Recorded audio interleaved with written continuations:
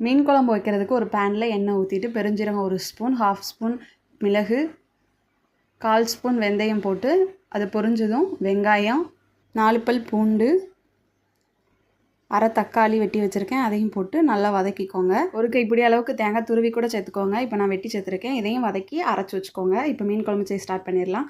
கடாயில் எண்ணெய் ஊற்றிட்டு கடுகு, 1/4 ஸ்பூன் வெந்தயம், கருவேப்பிலை, இடித்து வச்ச பூண்டு இதெல்லாம் பொரிஞ்சதுக்கப்புறமா வெங்காயம் ஆட் பண்ணிக்கலாம்.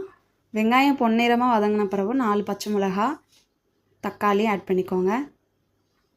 தக்காளி வதங்கினதுக்கப்புறமா நாம் அரைச்சி வச்ச பேஸ்ட்டையும் சேர்த்துக்கலாம். இப்போ 3 ஸ்பூன் குழம்பு மிளகாய்த்தூள், 1 ஸ்பூன் மிளகாய்த்தூள் ஆட் பண்ணிக்கோங்க. காரத்துக்கு ஏற்ற மாதிரி மசாலாவோட பச்சை வாசனை போனதுக்கப்புறமா புளித்தண்ணி ஆட் பண்ணிக்கலாம். மாங்காய் போடுறதுனால புளி கம்மியாக ஆட் பண்ணியிருக்கேன். குழம்பு கொதிச்சது இப்போ மீன் ஆட் பண்ணிக்கலாம். மீன் ஆட் பண்ணி ஒரு 5 நிமிஷம் மூடி போட்டு மீன் வெந்ததுக்கப்புறமா கொத்தமல்லி தூவி இறக்கிக்கோங்க.